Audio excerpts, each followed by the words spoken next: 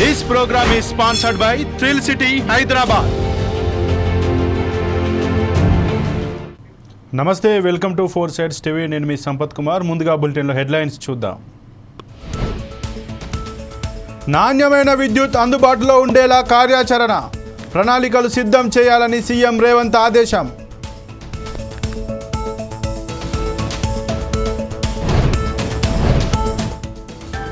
త్వరగా పాడయ్యే పదార్థాలు తేవద్దు, ఏపీ సీఎంను కోరిన ప్రజలు.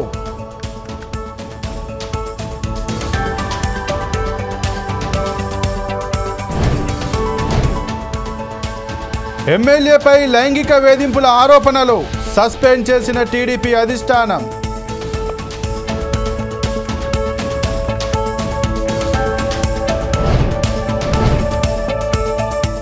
వరద సహాయ చర్యల్లో బాబు చురుకుగా పాల్గొంటున్నారు, కానీ అధికారులు అందుకు అనుగుణంగా లేరన్న కేఏ పాల్.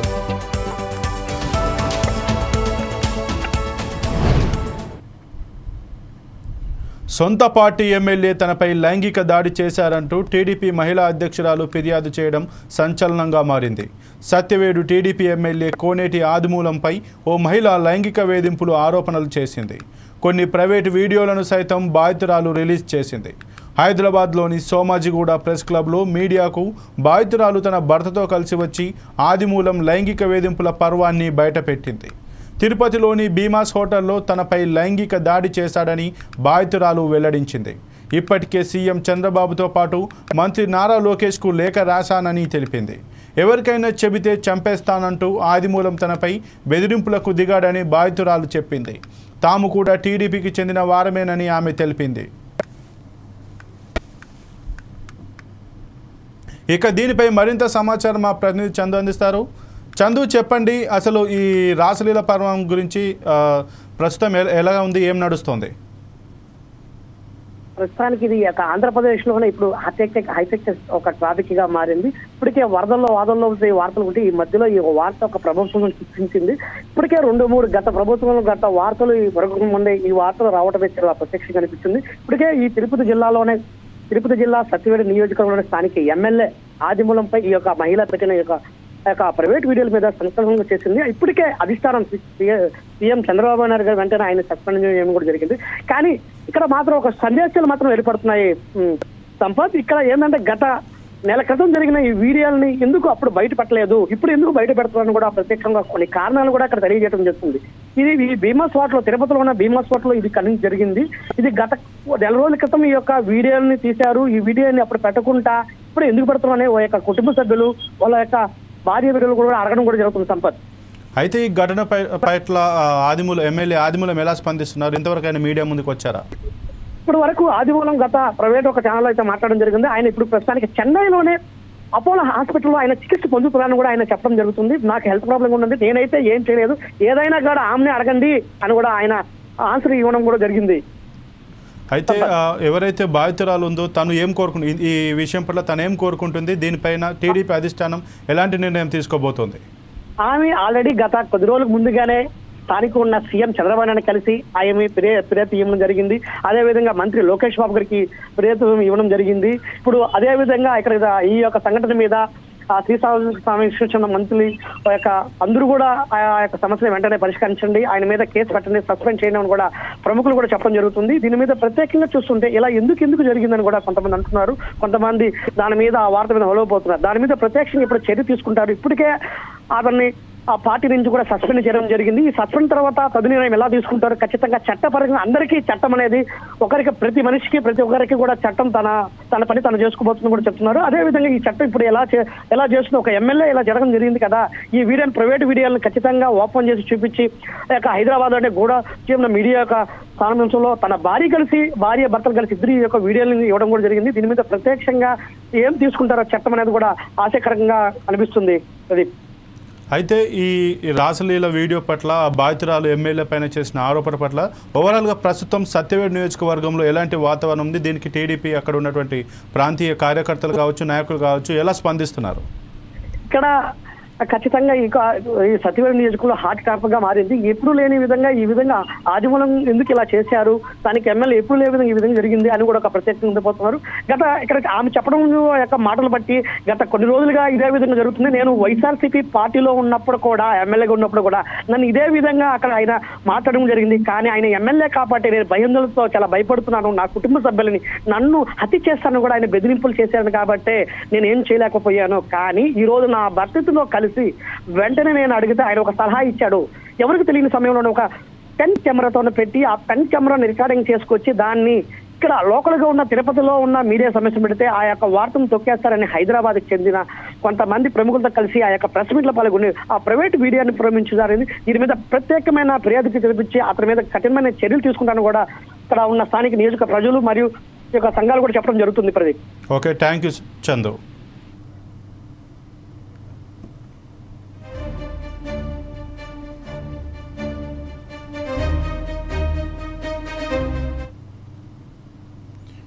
తెలంగాణలో భవిష్యత్ అవసరాలను దృష్టిలో ఉంచుకొని నాణ్యమైన విద్యుత్ అందుబాటులో ఉండేలా కార్యాచరణ ప్రణాళిక సిద్ధం చేయాలని ముఖ్యమంత్రి రేవంత్ రెడ్డి ఆదేశించారు. ఉప ముఖ్యమంత్రి మల్లు భట్టి విక్రమార్క కలిసి విద్యుత్ శాఖపై ఉన్నత స్థాయి సమావేశంలో సమీక్షించారు. రాష్ట్రంలో విద్యుత్ రంగం ప్రజల అవసరాలకు అనుగుణంగా తీసుకోవాల్సిన చర్యలపై పలు సూచనలు చేశారు.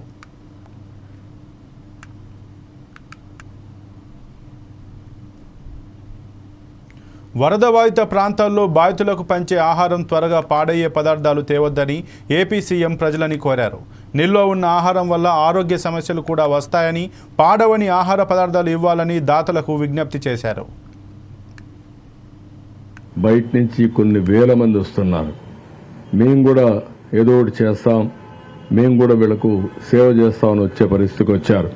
నేను ఒకటి అందరినీ కోరుతున్నా, ఎక్కడి నుంచో మీరు ఫుడ్ తేవడం, ఆ ఫుడ్ కానీ సరిగా లేకపోతే ఆరోగ్య సమస్యలు కూడా వచ్చే పరిస్థితి వస్తుంది. దయచేసి అలాంటి తేవద్దండి. ఏదైనా తెస్తే డ్రై ఫుడ్ తీసుకురండి. అవసరమైతే మంచి పప్పు ధాన్యాలు కానీ, లేకపోతే ఈ యొక్క వాళ్ళు ఉపయోగించుకోవడానికి అవకాశం ఉండేటి తీసుకురండి. అట్లా కాకుండా ఎక్కడికక్కడ వంట చేసుకొని తీసుకొస్తే అది తినలేరు, అది చెడిపోతే సమస్యలు కూడా వస్తాయి, ఆరోగ్య సమస్యలు కూడా వస్తాయి. ఒకవేళ కాదనుకున్నప్పుడు నేను చెప్పిన ఈ డబ్బులంతా వాళ్ళకే వెళ్తుంది. మీకు సీఎం రిలీఫ్ ఫండ్కి ఇవ్వండి, ఈ డబ్బులు వాళ్ళ కోసం ఖర్చు పెడతాం. ఆ విధంగా మీకు కూడా మంచి చేసినటువంటి మంచి ఫలితం వస్తుంది. ఇది ఆలోచించేయమని చెప్పి ప్రతి ఒక్కరు కోరుతున్నాం. ప్రతి ఒక్కరికి నేరుగా వచ్చి పరామర్శించాలి, వాళ్ళ కష్టాల్లో భాగం పంచుకోవాలని రాష్ట్రం మొత్తం ఎక్కడికక్కడ స్పందిస్తున్నారు. ఇది మంచి ఒక స్ఫూర్తి. నేను చూశాను ఈరోజు కొంతమంది బ్యానర్స్ పెట్టుకొని వచ్చారు. మదనపల్లిని ఒక బ్యానర్స్ పెట్టుకొని మదనపల్లి టౌన్ నుంచి వచ్చారు. ఇంకొకరు మైలవరం అని చెప్పి ఒక బ్యానర్ పెట్టుకొని వచ్చారు. ఎక్కడెక్కడి నుంచో వస్తున్నారు.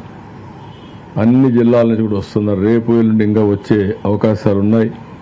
ఏది కూడా పెరిషబుల్ థింగ్స్ తేవద్దండి, తెచ్చి లేనిపోయిన సమస్య క్రియేట్ చేయొద్దండి.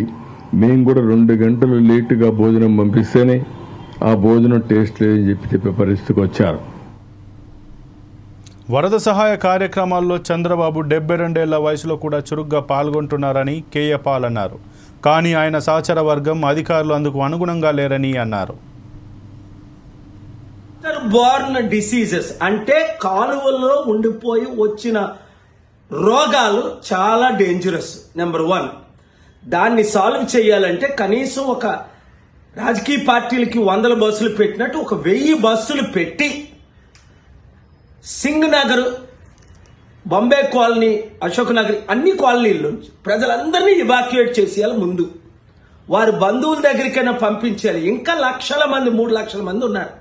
ఫస్ట్ పాయింట్, వారికి ఇమీడియట్ మెడికల్ ట్రీట్మెంట్ ఇప్పించాలి. 2, డీహైడ్రేషన్ అయిపోయారు అంటే నీళ్లు లేక 190% ప్రజలకు మంచి నీళ్లు లేవు. అన్ని కాలనీలు నేను తిరిగాను కదా బోట్లో, చాలా డేంజరస్ సిచ్యువేషన్. మంచినీళ్లు ఇమీడియట్ గా ప్రతి ఒక్కరికి సప్లై చేయాలి. చంద్రబాబు నాయుడు గారు మీరు చాలా కష్టపడుతున్నారు, ఐ అప్రిషియేట్. 75 years ఏజ్ లో మీరు ఇలా తిరుగుతున్నారు. కానీ మీ కలెక్టర్స్ గాని, ఆఫీసర్స్ గాని పైనుంచి వచ్చిన వారు కానీ మెయిన్ రోడ్లో తప్ప లోపల ఎక్కడ ఎవరు కనబడలేదు. 80 బోట్లు వాళ్ళు 1000 రూపాయల నుంచి 4000 తీసుకుంటున్నారు. 100 రూపాయలకి బ్లాక్ లో వాటర్ అమ్ముతున్నారు. బొండా ఉమాయేడి ఎమ్మెల్యే ఎక్కడికి వెళ్ళాడు? అసలు ప్రజానాయకుడు ఎమ్మెల్యేగా ఎందుకున్నాడు? అక్కడ తిరగాలి కదా. ఇప్పుడు దాకా కనబడలేదు 4 రోజులు అయినప్పటికీ. మరి సుజనా చౌదరి ఏడి? ఈ ఇద్దరు ఎమ్మెల్యేల ముందే కదా ఈ కాన్స్టిట్యున్సీలో కదా ఇంత ఘోరం జరిగింది.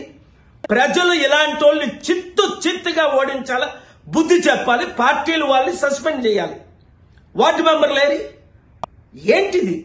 10 లక్షల మందికి ఎఫెక్ట్ అయితే. మూడోది ఎన్వైరన్మెంట్. మేడిగడ్డ కాళేశ్వరం ప్రాజెక్టులో 1,00,000 కోట్ల అవినీతి కేసులో భూపాలపల్లి కోర్టులో పిటిషన్ దాఖలు చేశారు.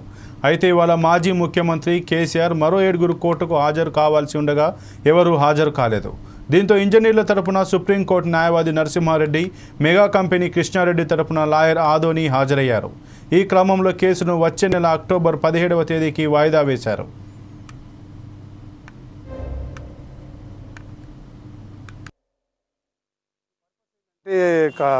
కాళేశ్వరంలో ఇర్రెగ్యులారిటీస్ జరిగినాయి. 1,35,000 కోట్ల రూపాయలు మిస్యూజ్ చేసిన దాని మీద కేసు వేశారు సంజయ్ రెడ్డి గారు.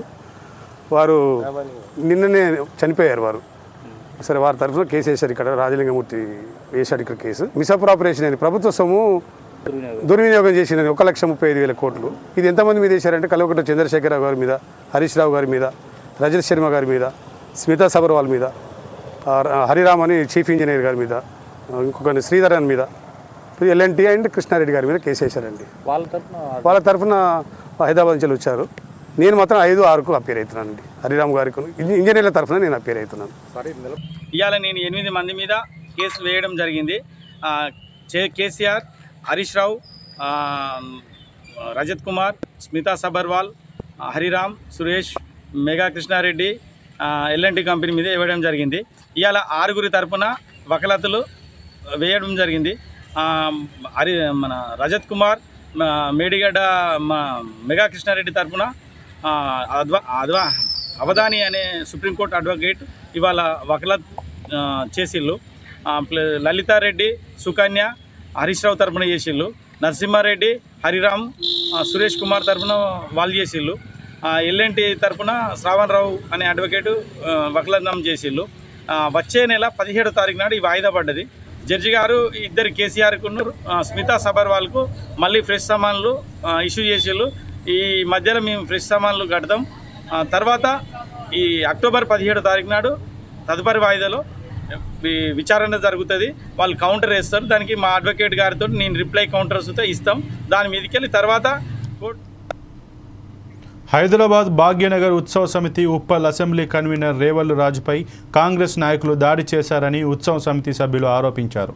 దాడికి నిరసనగా ఉప్పల్ పోలీస్ స్టేషన్ ముందు ఉత్సవ ప్రతినిధులు ధర్నా చేశారు.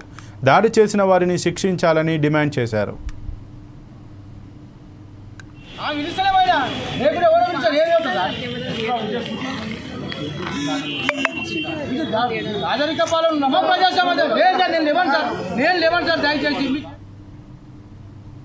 జయశంకర్ భూపాలపల్లి జిల్లా లక్ష్మారెడ్డిపల్లి గ్రామంలో గ్రామస్తులందరూ ఇళ్లను విడిచి పొలిమేర బాట పట్టారు.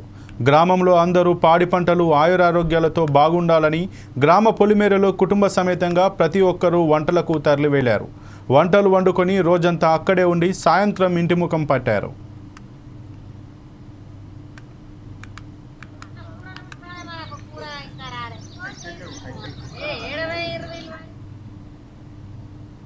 తుఫాన్ కారణంగా వరదలకు గురైన ప్రాంతాలలో నిత్యావసర వస్తువులు, కూరగాయల రేట్ల ధరలు ఆకాశాన్నంటాయి.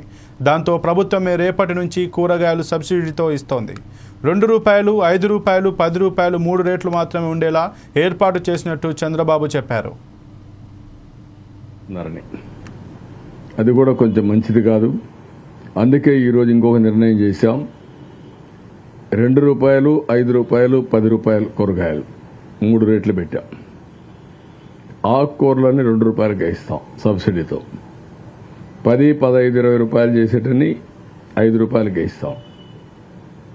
30 రూపాయలు, 25 రూపాయలు చేసేటన్నిటికీ 10 రూపాయలు పెడతాం. 3 రేట్లే ఉంటాయి. ఆ 3 రేట్లకే రేపు కూరగాయలు అందుబాటులో ఉంటాయి. డంప్ చేస్తాం, మొబైల్ పెడతాం, ఎక్కడ చూసినా సరఫరా చేస్తాం. అంత మునుపు కూడా విశాఖపట్నంలో ఇదే మరి పెట్టా. ఇప్పుడు మళ్ళా కూరగాయలన్నీ పెట్టి ఏ ఒక్కరికి ఇబ్బంది లేకుండా చేయడం కోసం ముందుకు పోతున్నాం. వినాయక చవితి సందర్భంగా ప్రతి ఒక్కరూ మట్టి గణపతులను ప్రతిష్ఠించి పూజించాలని, తద్వారా చెరువులు, నీటి వనరులు కలుషితం కాకుండా చూడాలని, పర్యావరణాన్ని కాపాడాలని GHMC deputy mayor Mothe Srilatha అన్నారు. తార్నాక డివిజన్లో మట్టి గణపతి విగ్రహాలను పంపిణీ చేశారు. పర్యావరణ పరిరక్షణలో ప్రతి ఒక్కరూ భాగస్వామ్యం కావాలని కోరారు. జీహెచ్ఎంసీ పరిధిలో 5 లక్షల విగ్రహాలను పంపిణీ చేస్తున్నట్లు తెలిపారు. గణేష్ నిమజ్జనం కోసం ప్రతి డివిజన్లో బేబీ పాండ్స్ ఏర్పాటు చేస్తున్నామని, ప్రతి ఒక్కరూ చిన్న విగ్రహాలను అక్కడే నిమజ్జనం చేసుకోవాలని సూచించారు. తెలంగాణ రాష్ట్ర ప్రభుత్వం సీఎం రేవంత్ రెడ్డి గారి ఆధ్వర్యంలో మా జీహెచ్ఎంసీ ఆధ్వర్యంలో హెచ్ఎండిఏ ఆధ్వర్యంలో 5 లక్షల మట్టి వినాయకుల్ని ఈ రోజు నుంచి మేము డిస్ట్రిబ్యూట్ చేయడం జరుగుతుంది. ఈరోజు మా దగ్గర మా క్యాంప్ కార్యాలయం తార్నాకలో ఈరోజు డిస్ట్రిబ్యూషన్ చేయడం జరిగింది. దానిలో ప్రజలందరూ కూడా చాలా సంతోషంగా మట్టి వినాయకుల్ని ఇంటికి తీసుకెళ్లి చాలా సంతోషంగా సెలబ్రేట్ చేసుకోవాలని కోరుకుంటూ ముందుగా తెలంగాణ రాష్ట్ర ప్రజలందరికీ కూడా అడ్వాన్స్గా వినాయక చవితి శుభాకాంక్షలు తెలియజేస్తున్నాం. ఈ మట్టి విగ్రహాల కాన్సెప్ట్ అనేది ఏంటంటే మనకి ఉన్న చెరువుల్లో మనకు తెలుసు పొల్యూషన్, వాతావరణం, మన గాలి, వాతావరణం అన్నిటికీ కూడా మనకి పిఓపితోని కలర్స్తోని చేస్తే పొల్యూట్ అవుతుంది. కాబట్టి జిహెచ్ఎంసీ గవర్నమెంట్ ఆలోచన, జిహెచ్ఎంసీ కూడా మట్టి విగ్రహాలు చేయాలనే ఆలోచనతో ఈసారి ఇంకా 5 లక్షల విగ్రహాల వరకు డిస్ట్రిబ్యూట్ చేయడం జరుగుతుంది.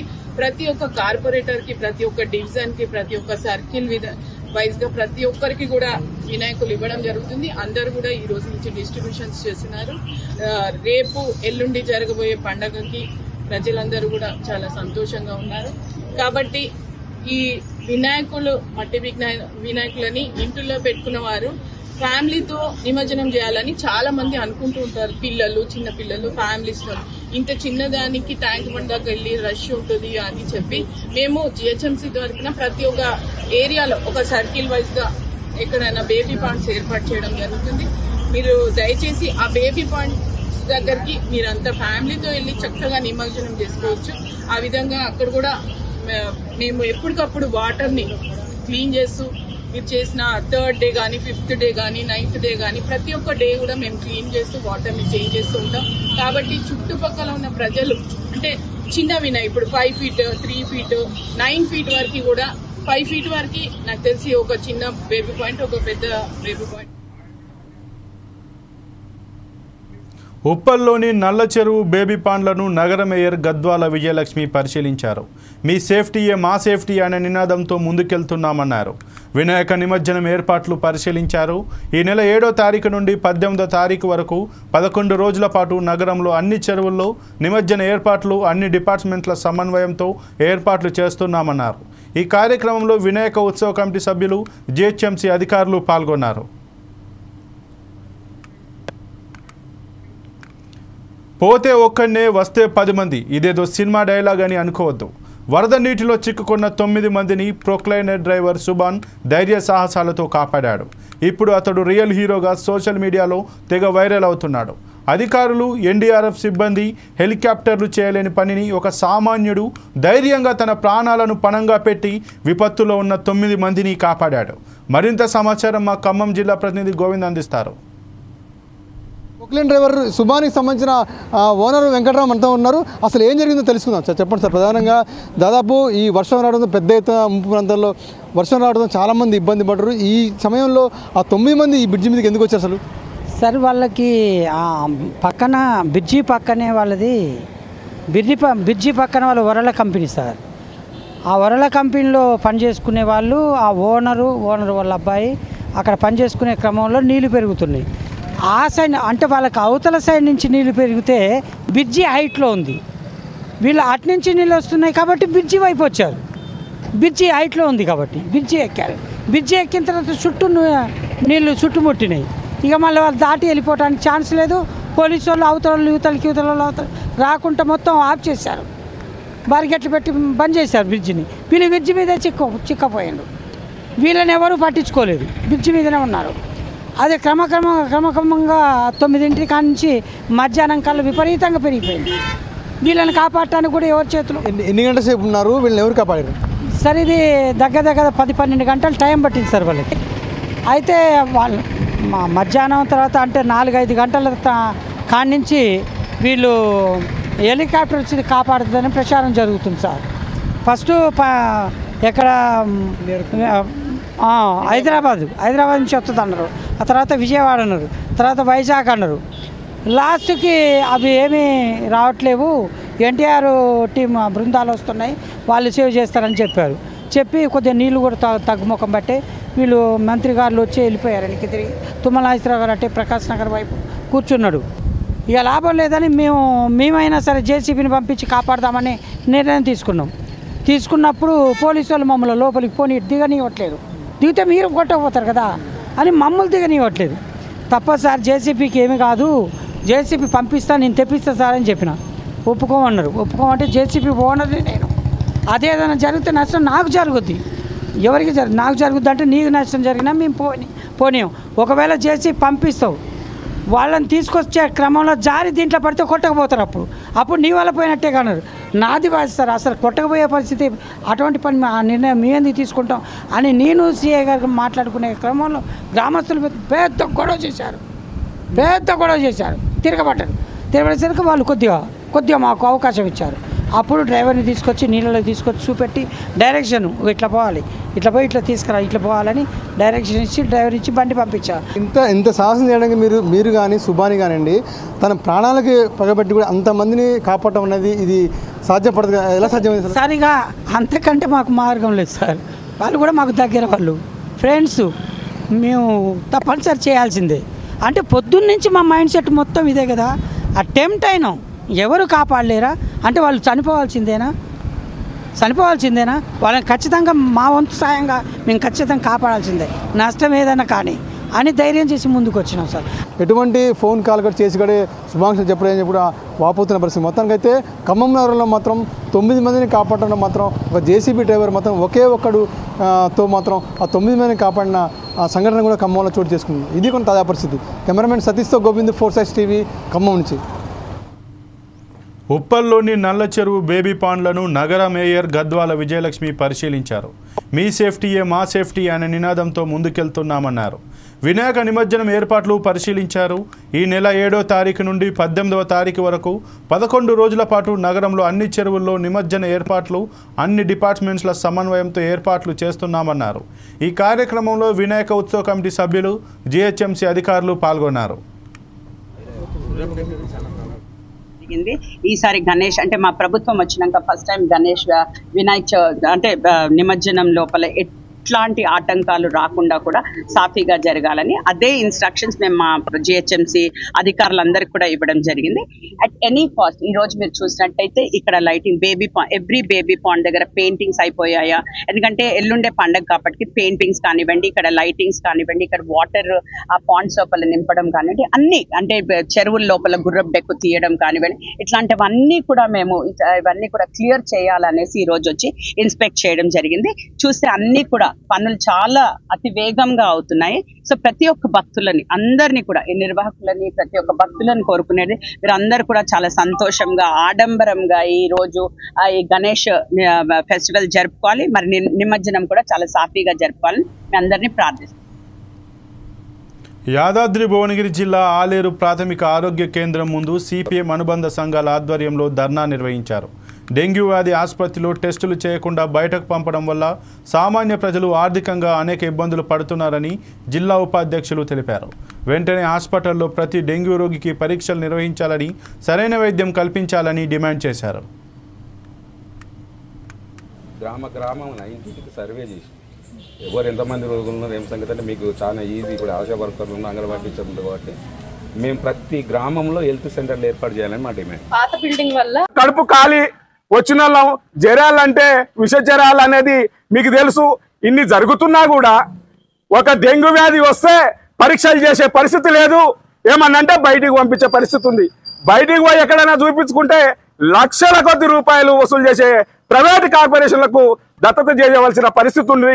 ఈ రకంగా ఇబ్బంది పెట్టే పరిస్థితి ఉంది. కాబట్టి వెంటనే అన్ని రకాల టెస్టులు ఆలేరు హాస్పిటల్లో చేయాలని, ఖాళీగా ఉన్న డాక్టర్ పోస్టులను భర్తీ చేయాలని, అదేవిధంగా నర్సుల పోస్టులు కూడా భర్తీ చేయాలని, ఇదే హాస్పిటల్ను 50 పడకల ఆసుపత్రిగా చేయాలని ఆ రోజు డిమాండ్ చేస్తే మేము ఈ రోజు 100 పడకల ఆసుపత్రులు చేయాలని వ్యవసాయ కార్మిక సంఘంలోని ఈ సందర్భంగా మేము డిమాండ్ చేస్తున్నాం. శానిటేషన్ సిబ్బంది కూడా తక్కువ మొత్తంలో ఉన్నారు. మనం ఎంత చేయించాలన్నా మనకి ఏంటంటే సరౌండింగ్స్ లో మళ్ళీ ఇంటీరియర్స్ లో క్లీన్ చేయాలంటే స్టాఫ్ చాలా తక్కువ ఉన్నారు. ఇది యాక్చువల్లీ 30 బెడెడ్ హాస్పిటల్ ని 15 బెడెడ్ చేసే వరకు శానిటేషన్ స్టాఫ్ కూడా తగ్గిపోయారు. సో వాళ్ళు కూడా ఓవర్ బర్డెన్ అవుతున్నారు. సో మనకి స్టాఫ్ పెంచితే కొంచెం శానిటేషన్ ఫెసిలిటీస్ అనేవి మనం ఇంప్రూవ్ చేయొచ్చు. ఇంకోటి ఏంటంటే మనకి డెంటల్ మేడం ఇంతవరకు ఉండే, తను రీసెంట్ గా ఏంటంటే ట్రాన్స్ఫర్ లో వెళ్ళిపోయారు. సో డెంటల్ కొంచెం ఎక్విప్మెంట్ అయితే ఉంది, కానీ మేడం లేకపోవడం వల్ల డెంటల్ ఫెసిలిటీస్ ఒకటి అందుబాటులో లేదు. స్మాల్ రిపేర్స్ ఉన్నాయి, అవి కూడా ఇంజనీర్ కి మనం పెట్టాము. అండ్ సిబిపి మిషన్ ఒకటి, అది సిబిపి మిషన్ కౌంటర్ అంటే మనకు ప్లేట్లెట్స్ అవి అది ఉంది మిషన్, కానీ పాడైంది. ఆల్మోస్ట్ మనం 15 days నుంచి ట్రై చేస్తున్నాం రిపేర్ కి, కానీ ఆ సర్వీస్ వాళ్ళు రావట్లేదు. కంపెనీ వాళ్ళు ఉన్నాయి. మనకి స్నేక్ యాంటీ స్నేక్ వినమ్ ఉంది, యాంటీ రేబీస్ వినమ్. పేట్ పజీరాబాద్ పోలీస్ స్టేషన్ పరిధిలోని ఫాక్ సాగర్ చెరువులో చేపలు పట్టేందుకు వెళ్లిన వ్యక్తి గల్లంతయ్యాడు. నిన్న సాయంత్రం 3 వ్యక్తులు చేపల వేటకు వెళ్లారు. రోడమేస్త్రి నగర్కు చెందిన షఫీర్ చేపలు పడుతూ ప్రమాదవశాత్తు చెరువులో పడిపోయాడు. దీంతో భయాందోళనకు గురైన 2 స్నేహితులు అక్కడి నుంచి వచ్చి బాధితుని కుటుంబ సభ్యులకు సమాచారం ఇచ్చారు. దీంతో ఫాక్ సాగర్ చెరువులో బోటు సహాయంతో షఫీర్ కోసం పోలీసులు గాలిస్తున్నారు. పేట్ బషీరాబాద్ పోలీసులు గాలింపు చర్యలు ముమ్మరం చేయాలని కుటుంబ సభ్యులు కోరుతున్నారు. పోలీసులు కేసు నమోదు చేశారు.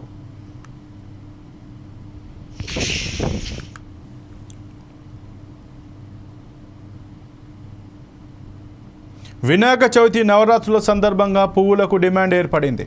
తూర్పుగోదావరి జిల్లా కడియపులంక అంతర్రాష్ట్ర పూల మార్కెట్ అమ్మకం కొనుగోలుదారులతో కిక్కిరిసిపోయింది. ఇటీవల సంభవించిన గోదావరి వరదల వల్ల కడియం, ఆలమూరు, ఆత్రేయపురం మండలాల్లో పూల పంటలకు నష్టం వాటిల్లింది. ప్రస్తుత కర్ణాటక, తమిళనాడు సరిహద్దు ప్రాంతాల్లో ఉండే బంతి, చామంతి, గులాబీ వంటి రకరకాల పువ్వులను టన్నుల కొద్దీ కడియపులంక మార్కెట్కు దిగుమతి చేస్తున్నారు.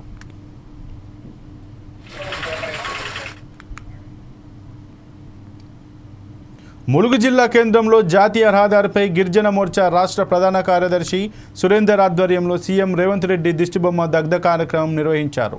ఆసిఫాబాద్ జిల్లాలో ఆదివాసీ గౌండ్ మహిళపై లైంగిక దాడికి పాల్పడిన వారిపై కఠిన చర్యలు తీసుకోవాలని డిమాండ్ చేశారు. ఈ ఘటనపై మంత్రి సీతక్క స్పందించకపోవడం బాధాకరమని అన్నారు. వెంటనే సీతక్క మంత్రి పదవికి రాజీనామా చేయాలని డిమాండ్ చేశారు. అయితే సమాచారం అందుకున్న పోలీసులు బీజేపీ నాయకులను అడ్డుకునే ప్రయత్నం చేశారు. ఆసిఫాబాద్ జిల్లా జైనూర్ మండలంలో జరిగినటువంటి గిరిజన మహిళపై జరిగిన అత్యాచారాన్ని భారతీయ జనతా పార్టీ తీవ్రంగా ఖండిస్తూ ఉంది. ఈ యొక్క రాష్ట్రంలో ఈ కాంగ్రెస్ ప్రభుత్వం ఉందా లేదా అనే కోణంలో ప్రజలు ఆలోచిస్తూ ఉన్నారు. ఈ కాంగ్రెస్ ప్రభుత్వం వచ్చినప్పటి నుంచి గిరిజనులపైన కావచ్చు, దళితులపైన కావచ్చు, ఆదివాసీ బిడ్డలపైన ఎప్పుడు నిత్యం ఏదో ఒక చోట అత్యాచారాలు కావచ్చు, మారణకాండ జరుగుతూనే ఉన్నది. కానీ ఈ ఆదివాసీ ప్రాంత మహిళ అయినటువంటి ఎమ్మెల్యే అయినటువంటి సీతక్క ఇంతవరకు దీనిపై స్పందించకపోవడం సిగ్గుచేటు. ఇప్పటికైనా సరే ఈ రాష్ట్ర ప్రభుత్వం వెంటనే స్పందించాలి. ఆ యొక్క ఆదివాసీ గిరిజన మహిళపై జరిగినటువంటి అత్యాచారం చేసినటువంటి నిందితులను వెంటనే శిక్షించాలని చెప్పేసి కూడా భారతీయ జనతా పార్టీ డిమాండ్ చేస్తూ ఉంది. ఈరోజు ఆదివాసీ బిడ్డలు హిందువులు ఓటేస్తే కదా మీరు గెలిచింది, హిందువుల ఓట్లతో గెలిచి ఒక వర్గాన్ని మీరు కొమ్ముగాస్తూ ఒక వర్గాన్ని కాపాడే ప్రయత్నం చేస్తున్నాం. మీకు ఈ హిందువులు కావచ్చు, ఈ ఆదివాసీ ముద్దు బిడ్డలు కావచ్చు, ఈ ఆదివాసీ ప్రజలు మీకు త్వరలోనే తగిన బుద్ధి చెప్తారని చెప్పేసి కూడా భారతీయ జనతా పార్టీ తెలియజేస్తూ ఉంది. రాబోయే రోజుల్లో కావచ్చు ఇలాంటి ఆదివాసీ బిడ్డల పైన కనుక ఎలాంటి వారిపైన దాడి చేసినటువంటి వారిపైన చర్యలు తీసుకోకపోతే భారతీయ జనతా పార్టీ మిమ్మల్ని బొందబెడతానే విషయాన్ని కూడా మేము ఈ సందర్భంగా తెలియజేస్తా ఉన్నాం. భారత్ మాతాకి జై. ములుగు జిల్లా కేంద్రంలో మరి ఈ యొక్క ధర్నా కార్యక్రమాన్ని నిర్వహించడం జరిగింది. మరి నిన్న గత 4 రోజుల క్రితం జరిగిన ఆసిఫాబాద్లో చేనేరు మండలంలో జరిగిన ఆదివాసులకు మరి అదేవిధంగా ఒక మైనార్టీ వర్గానికి చెందిన వాళ్ళకు మధ్య గొడవలలో కారణంగానే ఈరోజు మరి ఈ ధర్నా కార్యక్రమం నిర్వహించడం జరిగింది. మరి ఆదివాసులకు పట్ల రాష్ట్ర ప్రభుత్వం కానీ అదేవిధంగా ఉన్న లోకల్ నాయకులు కానీ ఆసిఫాబాద్లో ఉన్న లోకల్ నాయకులు కానీ ఆదివాసులకు ఎక్కడ రక్షణ లేకుండా పోతుంది. మొన్నటికి మొన్న రాఖీ పౌర్ణమి రోజున చూసుకున్నట్టయితే ఒక ఆటో డ్రైవరు, ఒక వర్గానికి చెందిన ఆటో డ్రైవర్ వచ్చి ఒక ఆదివాసీ మహిళ, గోండు జాతికి చెందిన ఆదివాసీ మహిళను దౌర్జన్యంగా మరి లైంగికంగా దాడి చేసి ఆత్మహత్యకు పాల్పడడం జరిగింది. మరి అక్కడ ఉన్న స్థానిక బీజేపీ నాయకులు ఎస్పీ గారిని కలిసి అదేవిధంగా రాష్ట్ర నాయకులను కలిసి ఆదేశాల ప్రకారము అక్కడ ఉన్న కుత్బుల్లాపూర్ జగద్గిరిగుట్ట పోలీసులు 4 దొంగల ముఠాను అరెస్ట్ చేశారు. 4 దొంగలు బంగారు దుకాణాల్లో దృష్టి మరల్చి చోరీలకు పాల్పడుతున్నారు. ఒక కారులో కస్టమర్స్ లాగా షాప్లోకి ప్రవేశించి అసలు బంగారు ఆభరణాలను నకిలీ వాటితో మార్చి చోరీకి పాల్పడటం ఈ ముఠా స్టైల్. జగద్గిరిగుట్ట పోలీస్ స్టేషన్ పరిధిలో 3 దుకాణాలు, జీడిమెట్ల పరిధిలో దుకాణం, చైతన్యపురి పరిధిలోని దుకాణంలో చోరీలకు పాల్పడిన ఈ బృంద సభ్యులంతా మహిళలే. నిందితులను కోర్టులో హాజరుపరిచినట్లు బాలానగర్ డివిజన్ ఏసీపీ తెలిపారు.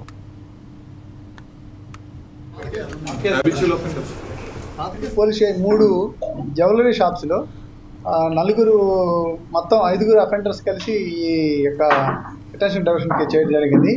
అవి వాళ్ళు మదిరాకి సంబంధించినటువంటి ఇరుకలకు సంబంధించిన గ్యాంగ్ వాళ్ళందరూ కూడా, ఆ ప్రొఫెషనల్స్ వాళ్ళందరూ కూడా వాళ్ళు ఎట్లా చేస్తారంటే అక్కడ ఒక వెహికల్ ఎంగేజ్ చేసుకొని ఇక్కడికి వచ్చి ఆ వెహికల్ ఒక చోట పెట్టి ఆ టీమ్స్ 5 టీమ్స్ అయితే ఉన్నారో 2 టీంలుగా విడిపోయి జ్యువెలరీ షాప్స్కి వెళ్ళి వాళ్ళు ఏదైతే ఒరిజినల్ జ్యువెలరీ ఉంటుందో దాన్ని ఆ ప్లేసుల్లో పెట్టి వాళ్ళకి తెలియకుండా వాళ్ళకి సిమిలర్ ఐటమ్స్ రోల్డ్ గోల్డ్ టైప్లో ఫేక్ బంగారం ఐటమ్స్ దాంట్లో పెట్టి వాళ్ళు ఆ వస్తువులు తీసుకొని వాళ్ళు ఎస్కేప్ కావడం జరుగుతుంది.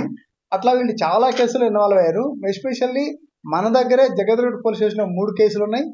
జీడిమెట్ల పోలీస్ స్టేషన్ 1 కేసు ఉంది. అట్లాగే రాచకొండ చైతన్యపురిలో కూడా ఒక మీద కేసు రిజిస్టర్ చేయడం జరిగింది. వాటితో పాటు ఇంకా ఇవి కాకుండా ఒక్కొక్కరి మీద వీళ్ళందరూ అక్యూజులు కూడా ఒక్కొక్కరి మీద 12 కేసులు ఉన్నాయి. పాత కేసులు కూడా ఈ 3 మన దగ్గర 5 కేసులు కాకుండా వీటితో పాటు పాత కేసులు కూడా ఒక 12 కేసులు ఉన్నాయి. సో వీళ్ళందరినీ కూడా సిపి గారు అవినాష్ మాన్ సార్ సూచనల మేరకు డీసీపీ బాలానగర్ సురేష్ కుమార్ సారు, అట్లాగే డీసీపీ క్రైమ్స్ నరసింహ సారు, అట్లాగే ఎస్హెచ్ఓ జగద్గిరిగుట్ట క్రాంతి, డిఐ అంజయ్య, అదేవిధంగా అదర్ ఎస్ఐస్, వాళ్ళ జగద్గిరిగుట్ట స్టాఫ్ అందరూ కూడా వీళ్ళందరూ సౌజన్యంతో వాళ్ళని సీసీటీవీ ఫుటేజ్ ద్వారా వాళ్ళ ఫోన్స్ ద్వారా వాళ్ళకున్న వెహికల్ని ట్రేస్ చేసి వాళ్ళని 4 పట్టుకోవడం జరిగింది. అందులో A1 అఫ్స్కాండ్ ఉన్నారు, జ్ఞానం అనే ఆమెను కూడా క్యాచ్ చేస్తాం. ఇప్పుడు మనకు ప్రస్తుతానికి ఒక వెహికల్ సీజ్ అయింది, డిటెక్ట్ అయింది. ఈ బంగారం కూడా డిటెక్ట్ అయ్యింది. మొత్తం ఈ కేసులో మనకు బంగారం ఎంత పోయిందంటే 65 గ్రాములు బంగారం కూడా పోవడం జరిగింది. వీళ్ళని మిగతా వాళ్ళని కూడా మనం పట్టుకుంటే మనకి బంగారం కూడా డిటెక్ట్ అయ్యే అవకాశం ఉంది. డెఫినెట్లీగా దాంట్లో ఆ విధంగా మేము ఇది ఏదైతే ఫర్దర్గా ఇన్వెస్టిగేషన్ చేసి ఇక ఇవి ఇప్పటివరకు బులెటిన్లో ఉన్న అప్డేట్స్. మరిన్ని అప్డేట్స్ కోసం చూస్తూనే ఉండండి 4 Sides TV. This program is sponsored by Thrill City, Hyderabad.